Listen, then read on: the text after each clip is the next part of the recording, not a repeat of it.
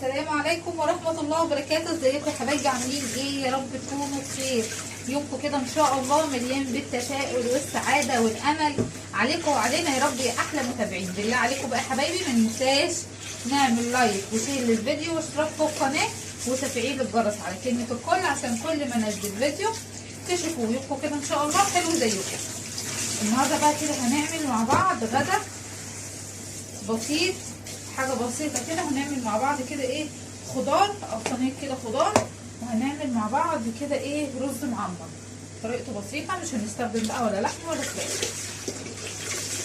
كده طبعا عندي الخضار مقطعاه وغسلته كده وقطعته بسله، جزر، كوسه، بطاطس. حابين تضيفوا فلفل اخضر ضيفوا، وفصين توم وبصلايه كده، وقطعت كده كله مع بعضه. وضربت طبعا الطماطم في الخلاط. وهنا طبعا ايه الرز كده عندي ايه بيتغسل. تعالوا كده اول حاجه بسم الله الرحمن الرحيم. وعندي طبعا اللبن كده ايه على النار بيسخن معانا. هنجيب كده الصينيه اللي هنعمل فيها الخضار اهو مقطعاه وغسلاه. بسم الله ما شاء الله. ننزل كده بالثوم في معانا،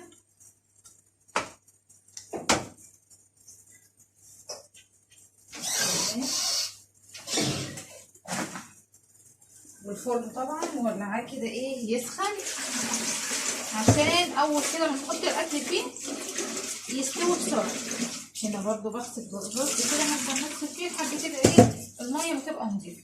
تعالوا بقى كده نضيف توابلنا او نتبل كده الايه الخضار اللي معانا ده. رش ملح وعندي الفلفل. ما بكترش توابل كتير على صينيه البطاطس او الخضار اللي معايا. ومرقه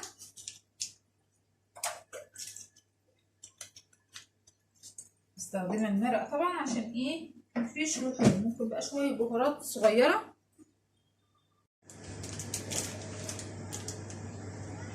بس.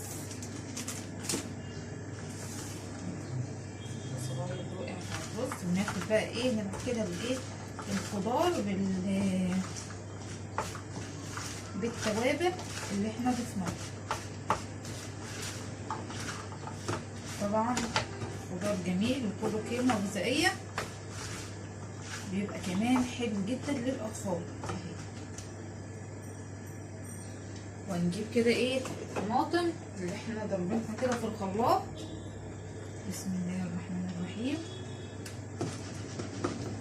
هديها بقى كده غلوه على النار. نجيب كده بس شويه زيت صغيرين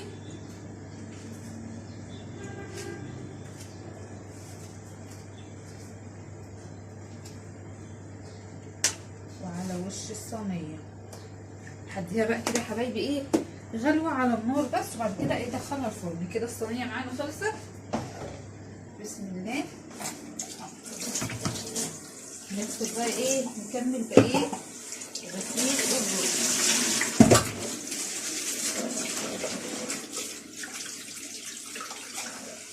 غسلناه كده ايه كذا غسله. نصفي بقى كده ميته. هنعمل طاجن او برام رز معمر بسيط خالص وسهل ما فيهوش اي حاجه. كده عندي اهوت يا حبايبي البرام او الطاجن معايا فاضي. هننزل بقى كده ايه قطعه سمنه كده او زيت كده في البرام كده من تحت. السمنه طبعا مكمده شويه، ممكن ان احنا ايه نستخدم برضو شويه زيت. وناخد كده ايه نغلف الطاجن كده بالسمنه.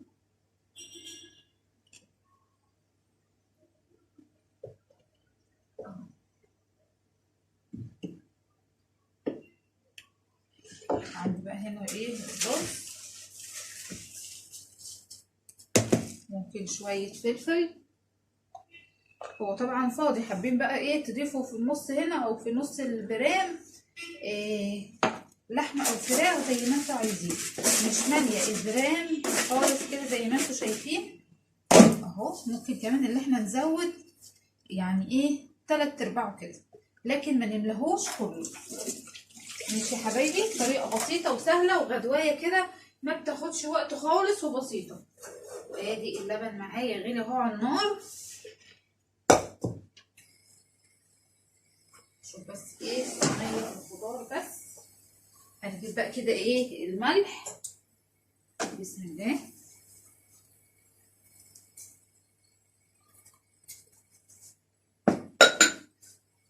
وعندي الفلفل،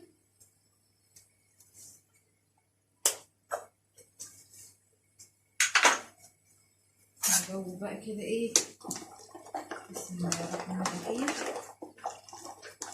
الملح كده في اللبن بالفلفل. بسم الله الرحمن الرحيم، الله على الجمال.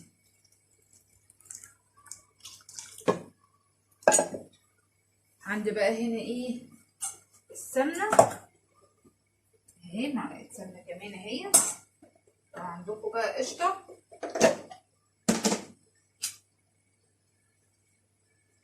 اهي، بتخلي لنا كده ايه الرز المعمر طعمه حلو، وتديله كده طعم ويحمر لنا وشه ويبقى في منتهى الجمال. كده خلص معانا او تحضير الرز المعمر. هندخله بقى ايه الفرن. كده بقى يا حبايبي الرز المعمر اهوت بعد كده ايه بطلع معانا من الفرن حاجه كده روعه. تعالوا بقى كده ايه نشوفه. شايفين الوش حاجه في منتهى الجمال. الله، شايفين الرز؟ الله على الجمال. لايك بقى كده يا حبايبي، واللي لسه مشتركش في القناه يا ريت كده ايه يدخل يشترك. الله على جمال الرز. عايزه كمان اوريكم الخضار.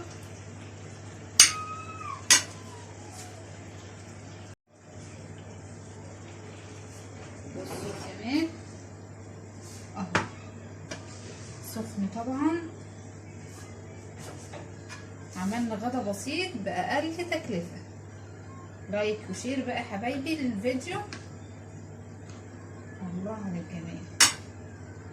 واستنوني ان شاء الله في فيديو جديد يا احلى متابعين في الدنيا. هكمل بقى طبعا ايه هنغرف كده ايه الغدا. شايفين كده من تحت